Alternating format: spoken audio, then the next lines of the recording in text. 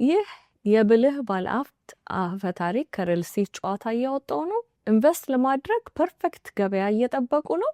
ያ ማለት የዩኒኮርን ቤቱ በዚሎ ላይ ሲሸጥ እስከሚመጣ መጠበቅ ያህል ነው። ቅዠት ነው አይደል? ብዙ ጀማሪ ኢንቨስተሮች የመግዛት ፍላጎት አላቸው፣ ግን በውሳኔ በጣም ይቸገራሉ። የዩቲዩብ ቪዲዮዎችን ይመለከታሉ፣ ኢንትረስት ሬት ልክ እንደ ስታክ ማርኬት ገበያው ይመስላቸዋል እና አፈ ታሪካዊ ቅናሽ ይጠብቃሉ።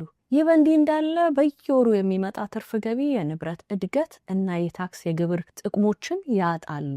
ባለፈው ዓመት አንዷ ደንበኛዬ በሜሪላንድ ዱፕሌክስ ገዛች።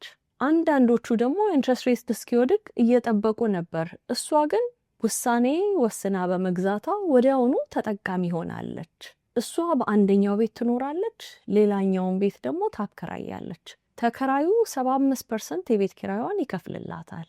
ይህ ቲዮሪ አይደለም፣ በየወሩ ባንኳ ውስጥ በቤት ኪራይ የሚገባ ገንዘብ ነው። ብልህ ኢንቨስተሮች የገበያውን ጊዜ ሳይሆን የሚጠብቁት የገቢ ቁጥሮች ማዋጣታቸውን ብቻ ነው። ለኢንቨስተሮች ደንበኞች የምናደርጋቸው ቅድሚያ ዝግጅቶች: 1. ስሜትን ሳይሆን እውነተኛ ቁጥሮችን ማወቅ።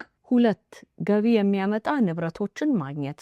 3. ያለውን የታክስ ጥቅም እንደ መሳሪያ መጠቀም። ይህ ቁማር አይደለም፣ የተፈተነ ስልት ነው። በየወሩ የሚጠብቁት የቤት ኪራይ ቼክ ይመጣልዎታል። ገንዘብ እያጠራቀሙ ነው። ሌላ ሰው ግን ወደፊት ፖርትፎሊዮን ሲገነባ ቁጭ ብለው እየተመለከቱ ነው። የሚያስፈልገው ዋይፋይ እና እቅድና የሪል ስቴት ኤጀንት ገበያውን በደንብ የሚያውቅ ሰው ብቻ ነው። ካሽ ፍሎ ብለው ይደውሉልኝ።